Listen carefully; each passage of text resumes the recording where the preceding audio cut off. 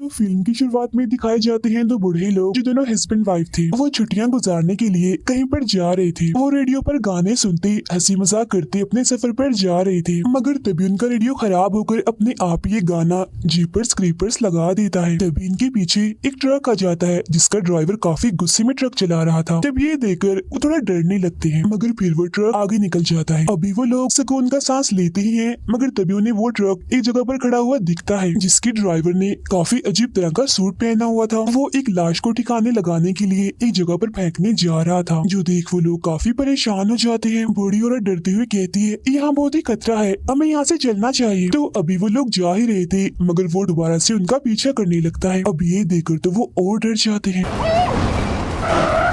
तब बचने के लिए वो इस रोड से उतरकर किसी दूसरी रोड पर चले जाते हैं, जिसके बाद वो ट्रक सीधा चला जाता है। अब वो लोग एक जगह गाड़ी रोककर बाहर आ जाते हैं। बूढ़ी औरत बार बार अपने हस्बैंड को कहती है, आप क्यों रुके हैं इधर, वो आदमी हमें भी ढूंढकर मार देगा। जिस पर वो बूढ़ा आदमी कहता है, हमें डरना नहीं, हिम्मत करनी चाहिए और इस बारे में पुलिस को बता देना चाहिए। जिसके लिए वो बूढ़ी औरत मान जाती है। फिर ये लोग उस जगह जाते हैं जहाँ ड्राइवर ने उस लाश को फेंका था। अब वो एक काफी गहरी जगह में बड़ी डरावनी चीज देखते हैं, जिससे उनकी हालत खराब हो जाती है। मगर इसके बाद उनके साथ क्या होता है ये हमें दिखाया नहीं जाता। फौरन ही बाद हम हस्बैंड वाइफ को देखते हैं जिनकी कुछ वक्त पहले शादी हुई थी। इनमें लड़की का नाम लेन था और वो एक हॉरर फेस्टिवल यानी किसी डरावने त्योहार में जा रही थी। लेन का हस्बैंड मोबाइल पर उसे बूढ़े कपल की वीडियो देख रहा था, जिसमें बताया जाता है कि उन्होंने अपने रास्ते में बहुत सारी लाशों को देखा, मगर उस दिन के बाद उन दोनों को भी किसी ने नहीं देखा। वो लोग कहाँ गए कोई भी इस बारे में नहीं जानता। लेन का हस्बैंड डरावनी चीजों का बहुत बड़ा फैन था। वो लेन को बताता है कि क्रीपर की कहानी बिल्कुल सच्ची है। क्रीपर हर 23 साल बाद आता है और लोगों को 23 दिन तक मारता रहता है, और ये 23 दिन लोगों के लिए किसी अजाब से कम नहीं होते, क्योंकि मौत की तरह क्रीपर सभी के सर पर मंडलाता रहता है और बहुत सारे लोगों को बड़ी बेरहमी से अपना शिकार बना लेता है। फिर 23 दिन बीत जाने के बाद वो खुद ही गायब हो जाता है। अब लेन को उसकी इन बातों पर यकीन नहीं आता, इसीलिए वो हंसने लगती है। उसका कहना था कि क्रीपर के बारे में ये सब कुछ बस झूठी दास्तान और मनगढ़ंत बातें हैं। डरावनी चीजों को पसंद करने वालों ने उसे अपना हॉरर हीरो बनाया हुआ है। ये सुन उसका हस्बैंड उसे एक वीडियो दिखाता है जिसमें क्रीपर को भी दिखाया जा रहा था, मगर वो वीडियो इतनी साफ नहीं थी, इसलिए लेन अपनी बात पर अड़ी रहती है कि ये सारी चीजें बस कहानियां हैं। मगर तभी उसे उल्टी होने लगती है, इसीलिए गाड़ी साइड में लगाकर वो जंगल में एक पेड़ के पास जाकर उल्टी करने लगती है। जिसके बाद उसका हस्बैंड गाड़ी में बैठा रहता है। वो अपनी मॉम को मैसेज करके बताता है कि मैं लेन को खुश करने के लिए आज उसे बताऊंगा कि मैं उससे कितना प्यार करता हूँ। अब जिस पेड़ के पास लेन उल्टी कह रही थी उसमें हम क्रीपर का एक हथियार देखते हैं जिसे वो सबसे ज्यादा इस्तेमाल करता है, जो एक नुकीला हथियार था। और पास ही में एक सफेद रंग का परिंदा भी आकर बैठ जाता है जिसकी आंखें लाल थी और वो बड़ी गौर से लेन को देख रहा था। फिर अब हम इसी जंगल में देखते हैं क्रीपर को, जो 23 साल के बाद अपनी गहरी नींद से जाग चुका था और बिल्डिंग से बाहर आ गया था। वो पास ही में पड़े जानवरों के जिस्म से निकले कीड़े मकोड़ों को खाने लगता है, वो भी बहुत मजे से, जैसे उसकी कोई पसंदीदा चीज हो। इसके बाद वो जाता है एक स्केयर क्रो के पास और उसके कपड़े निकाल कर पहन लेता है, क्योंकि ये उसका पसंदीदा सूट है। स्केयर क्रो दरअसल खेतों में खड़ा किया गया इंसान जैसा पुतला है जो परिंदों को डराने के लिए खड़ा किया जाता है। फिर इसी जंगल में हम लेन के एक दोस्त को देखते हैं जो उसी फेस्टिवल में जा रहा था, लेकिन वो रास्ता भटक चुका था, तो लेन से कॉल करके रास्ता पूछ रहा होता है। जैसे ही एक पेड़ के पास जाता है तो तभी अचानक से उसके पीछे आ जाती है उसकी मौत यानी क्रीपर। देखते ही देखते उस पर हमला करके बड़ी बेरहमी से ही उसे मार देता है। उधर लेन और उसका हस्बैंड भी रास्ता भूल गए थे, इसीलिए वो यहाँ पर बनी एक औरत की दुकान पर जाते हैं जो पुराना और कीमती सामान बेचा करती थी। वो यहाँ उस औरत से रास्ता पूछने आए थे। यहाँ वो पुराने कीमती सामान के अलावा बड़ी ही अजीब से काले जादू करने वाली चीजें भी देखते हैं। दुकान की मालिकों ने एक नक्शा देती है जिस पर यहाँ के सारे रास्ते बने हुए थे। लेन उस नक्शे को लेती है, तभी उसे कुछ ख्याल आने लगते हैं, जिसमें वो एक झूले और कुछ लोगों के ग्रुप को देखती है जो काला जादू कर रहे थे और उन्होंने काले अजीब से कपड़े भी पहने हुए थे। पर अब लेन इस ख्याल से बाहर आती है तो नक्शा लेकर वो जाने लगते हैं, मगर तभी वो औरत इन्हें कहती है बहुत बहुत मुबारक हो। अब ये दोनों नहीं जानते थे कि वो ऐसा क्यों कह रही है, मगर इस बात पर ध्यान दिए बगैर वो यहाँ से चले जाते। उनके जाने के बाद वो औरत किसी को फोन करती है और कहती है एक खुशखबरी है, हमें एक बहुत अच्छा फ्रूट मिला है उसको देने के लिए जो उसे बेहद खुश कर देगा। लेन और उसका हस्बैंड एक होटल में जाते हैं जहाँ थोड़ी मस्ती करने के बाद फेस्टिवल में जाने की तैयारी करने लगते हैं।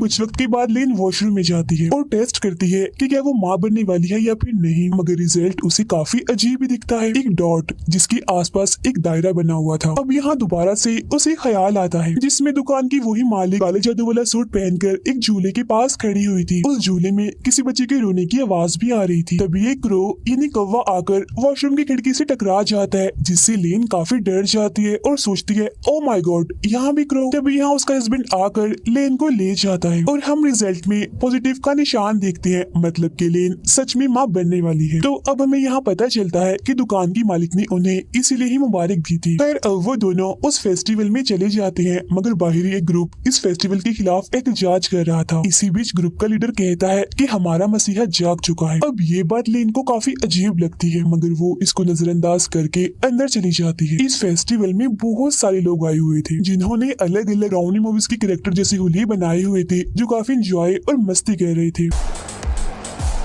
तभी इनके बीच एक लड़का आता है जो सबको ये दिखाने की कोशिश करता है कि मुझे तीर से किसी ने मारा है, मगर असल में वो सबके साथ मजाक कर रहा था। लेकिन जैसे ही वो जंगल में जाता है तो उसका मजाक सच बन जाता है, क्योंकि तभी वहाँ पर आ जाता है क्रीपर और उस पर हमला करके उसे पेड़ की टहनी में घुसाकर मार देता है, क्योंकि क्रीपर अपने सारे हथियार अपने साथ लेकर शिकार पर निकला हुआ था और वो बहुत ही भयानक दिख रहा था। लेन और उसका हस्बैंड फेस्टिवल में मजे करते हुए इधर उधर घूम रहे थे, मगर तभी वो एक गेम खेलने जाते हैं जिसमें नुकीले हथियारों से निशाना लगाना होता है। पहले लेन का हस्बैंड इस गेम को खेलता है, मगर वो निशाना ठीक से नहीं लगा पाता। अब जब लेन की बारी आती है तो वो क्रीपर का हथियार चुनती है, जिससे उसके सारे निशाने बिल्कुल सही जाके लगते हैं।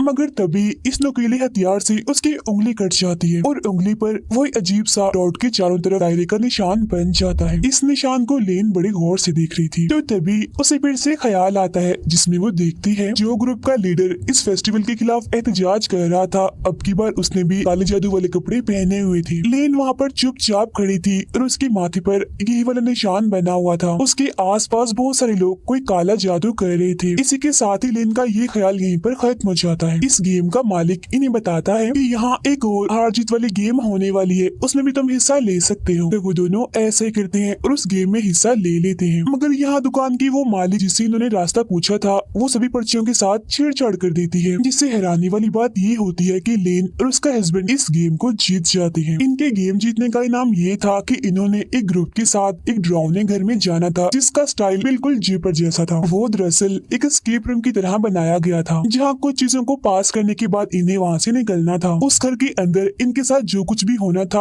उसे बिल्कुल किसी फिल्म की तरह रिकॉर्ड भी किया जाना था। अब इस वजह से दुकान की मालिक और वहाँ खड़ी एक औरत जो सिंगर थी वो बहुत ही खुश हो जाती है। अब ये दोनों उस पूरे ग्रुप से मिलते हैं जिन्होंने इनके साथ उस घर के अंदर जाना था, जिनमें एक थी इस पूरी फिल्म की होस्ट, एक था मैनेजर और एक कैमरामैन। इनके साथ एक और आदमी भी जा रहा था जो कि इन सबका लीडर था और इसने इन सब की मदद करनी थी वहाँ जाकर। अब ये लोग उस घर के कब्रिस्तान में पहुँच जाते हैं, जहाँ आकर लीडर इन्हें बताता है कि जिस घर में हम जा रहे हैं उस फैमिली के लोग इस कब्रिस्तान में दफन हैं और ये कब्रिस्तान काफी सदियों पुराना है। कहा जाता है कि जो फैमिली उस डरावने घर में रहती थी वो बहुत ही अच्छी और नेक थी, मगर ये जगह भूतिया भी हो सकती है, यानी बहुत डरावनी। और अब हमें यहाँ से पैदल चलकर उस घर तक जाना होगा। इसी बीच हम क्रीपर को देखते हैं जो एक बिजली के टावर पर अपना ट्रक लाकर मारता है, जिससे वहाँ की आधी लाइट जाने की वजह से सभी के सिग्नल्स चले जाते हैं। तभी क्रीपर अपने ट्रक से निकलकर बाहर आता है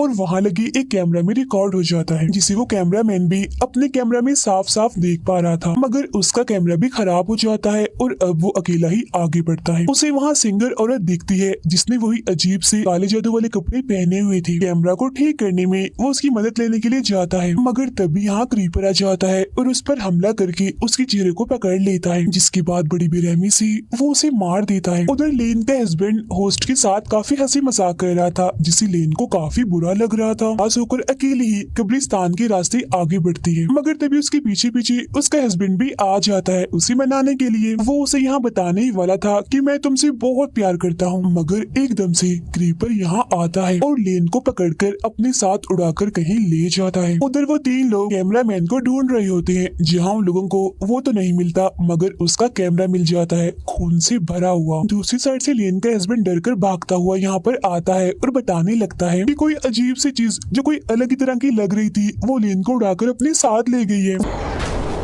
वो बहुत ही ज्यादा डरा हुआ था और पुलिस की मदद लेने के लिए यहाँ से भागने लगता है, मगर तभी वो एक चीज से टकरा जाता है जो एक लाश थी और ये उस कैमरामैन की ही थी। लाश की हालत बहुत ही बुरी थी, खून में लथपथ थी वो। तब ये देखकर वो लोग काफी डर जाते हैं और परेशान हो जाते हैं, ये सोचकर कि यहाँ जरूर कोई खतरनाक चीज है जो सब पर हमला कर रही है। इसीलिए वो भागकर उस घर में चले जाते हैं ताकि उनकी जान बच सके। मगर तभी दुकान की मालिक, सिंगर और एहतजाज वाला लीडर घर का दरवाजा बंद कर देते हैं और कहते हैं कि तुम लोगों को हमने क्रीपर के लिए ही छोड़ दिया है। तब यहाँ पर हम समझ पाते हैं कि ये सारे लोग जिन्होंने ये अजीब सा लिबास पहना हुआ है ये सब काला जादू करते हैं और ये क्रीपर को अपना गॉड समझते हैं और उसकी पूजा करते हैं। घर के अंदर आ जाने के बाद सब लोग अपने लीडर पर शक करने लगते हैं कि ये भी जरूर उन लोगों के साथ मिला हुआ है और इसी ने हमें यहाँ पर फंसाया है। जिस पर वो कहता है मुझे खुद नहीं पता कि सब कुछ क्या हो रहा है। इसके बाद हम देखते हैं लेन को, जिसे क्रीपर ने किसी जगह पर बांध कर रखा हुआ था। वो उसके पेट पर एक चाकू से कट का निशान लगा देता है। उधर वो लोग डरते हुए इधर उधर जा रहे थे। जिसके बाद वो उस कमरे में जाते हैं जहाँ लेन के उस दोस्त की लाश लटकी हुई थी जो जंगल में अपना रास्ता भटक गया था। इसके फौरन बाद यहाँ पर आ जाता है क्रीपर, जिसे देखकर तो उनकी हालत ही खराब हो जाती है। अब हॉरर चीजों को पसंद करने वाले जो क्रीपर को अपना हीरो समझते थे, आज उनकी बात सच हो गई, मतलब कि सच में क्रीपर पाया जाता है। उसके बारे में जो बातें हैं वो मनगढ़ंत नहीं है। यहाँ हम उसका हुलिया साफ साफ देख पाते हैं जो बेहद भयानक था और उसका चेहरा बहुत ज्यादा डरावना था। लीडर जिसके हाथ में गन थी वो क्रीपर पर गोली चलाता है जो क्रीपर के हाथ पर लगती है, जिस वजह से वो रुक जाता है। तो मौका देकर वो लोग यहाँ से भागने लगते हैं। अब क्रीपर लेन की दोस्त की लाश पर से उसका हाथ उखेड़कर अपने हाथ पर लगा लेता है, जिससे वो बिल्कुल ठीक हो जाता है। तो अब हम यहाँ ये समझ पाते हैं कि क्रीपर सभी की लाशों को इस्तेमाल करता है और उनके जिस्म के हिस्सों से ही जुड़कर वो बनता है, और अगर जख्मी हो तो उनके जिस्म का कोई भी हिस्सा इस्तेमाल करके बिल्कुल ठीक हो जाता है। लेन खुद को किसी तरह छुड़वा लेती है और वहाँ से भागकर इन लोगों के पास आ जाती है। वो लोग एक कमरे में जाते हैं जहाँ पर फोन था। मैनेजर का पैर वहाँ बिछाए एक जाल पर लग जाता है, जिससे उसका पैर जख्मी हो जाता है। लेन का हस्बैंड पुलिस को कॉल करके यहाँ की सूरत हाल के बारे में बताने लगता है, मगर तब तक यहाँ क्रीपर आ जाता है। वो इन पर हमला करने लगता है, जिससे बचकर वो लोग यहाँ से भागकर दूसरे कमरे में आ जाते हैं। होस्ट कहती है वो हमारे पीछे पड़ गया है, हम बचेंगे कैसे? जिस पर लेन के हस्बैंड कहता है क्रीपर इमोर्टल है, वो कभी नहीं मर सकता। बचने के दो ही रास्ते हैं, या तो वो खुद हमारा पीछा छोड़ दे या फिर हम लोग 23 दिन के इस खतरनाक और परेशान कुन टाइम को गुजार लें और बच जाएं। तभी क्रीपर यहाँ भी आ जाता है। वो लोग उसे भगाने की कोशिश करते हैं, मगर वो होस्ट पर हमला कर देता है। वो उस पर अपने हथियार से हमला करके उसका सर ही काट देता है, जिससे उसका बहुत सा खून बह जाता है और बड़ी बेरहमी से उसकी मौत हो जाती है। फिर वो उसे उठाकर अपने साथ ले जाता है और उसका दिमाग निकाल कर खाने लगता है। उधर वो लोग एक ऐसे कमरे में जाते हैं जहाँ बहुत सा काले जादू का सामान पड़ा हुआ था। ये वही जगह थी जहाँ क्रीपर को गॉड समझने वाले लोग उसकी पूजा करते थे। तभी लेन को एक ख्याल आता है, जिसमें वो देखती है कि काला जादू करने वाले लोग उसके आसपास हैं, जो उसके जिस्म पर खून डालकर उसका पेट काटकर इस वक्त भी जादू ही कर रहे हैं। फिर तभी क्रीपर उसके पास आता है, जिससे वो समझ जाती है कि क्रीपर मुझसे क्या चाहता है, यानी मेरा बच्चा। फिर वो ये बात अपने हस्बैंड को भी बता देती है कि हमारा बच्चा होने वाला है और वो बच्चा क्रीपर लेना चाहता है ताकि वो उसे कुर्बान करके उसकी जिंदगी खुद ले ले। It wants what I've got.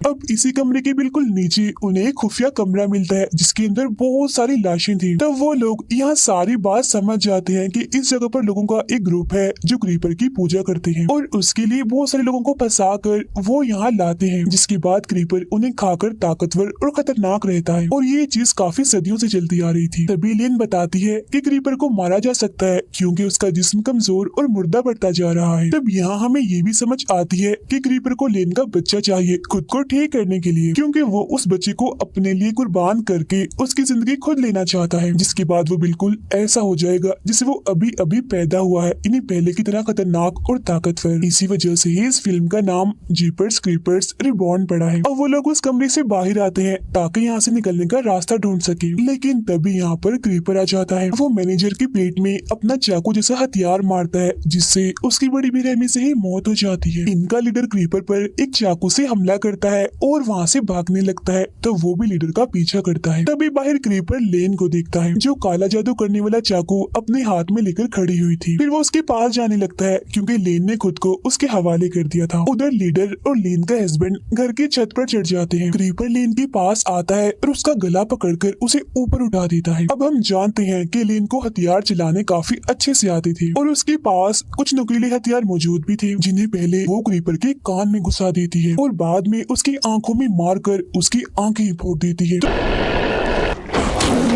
तो इससे यहाँ क्रीपर अंधा हो जाता है। ऊपर से वो दोनों एक काफी बड़ा रॉड नीचे फेंक देते हैं जहाँ वो खड़ा था। वो रॉड क्रीपर के मुंह के आर पार हो जाता है, जिससे वो वहीं अधमरा हो जाता है। तभी यहाँ बहुत सारे क्रोज यानी कौवे आ जाते हैं और बुरी तरह से चिल्लाने लगते हैं। जिस हड़बड़ी में लीडर नीचे गिर जाता है और उसकी मौत हो जाती है। लेन का हस्बैंड नीचे उतर कर आता है और उसे संभालता है। फिर बहुत सारे परिंदे आकर क्रीपर को उठा लेते हैं और उसे अपने साथ कहीं ले जाते हैं। इतनी ही देर में पुलिस भी वहाँ पर आ जाती है और उन दोनों को बचाकर गाड़ी में बिठाती है। मगर तभी हम लेन की आंखों को अचानक से काला होता हुआ देखते हैं। अब आपको याद ही होगा कि क्रीपर ने उसके पेट पर जादू वाले एक चाकू से कट का निशान लगाया था। फिर अपने जिस्म के एक हिस्से को लेन के पेट में डाल दिया ताकि वो उसकी बच्ची को निगल जाए, और उसने ऐसा कर भी लिया था। इसका रिजल्ट हमें दिखाया भी जाता है, जहाँ बहुत सारे क्रोस और परिंदे क्रीपर्स के आसपास होते हैं। फिर उसका जिस्म किसी कवर की तरह बनकर फट जाता है और अंदर से निकलता है क्रीपर रीबॉर्न होकर, यानी दोबारा पैदा होकर, जो बिल्कुल जवान नया दिख रहा था। इसका मतलब ये है कि लेन पर उसने जो काला जादू किया था वो पूरा हो गया था, जिसमें उसने लेन के बच्चे की जिंदगी ले ली। और इसी के साथ ही ये फिल्म यहीं पर खत्म हो जाती है।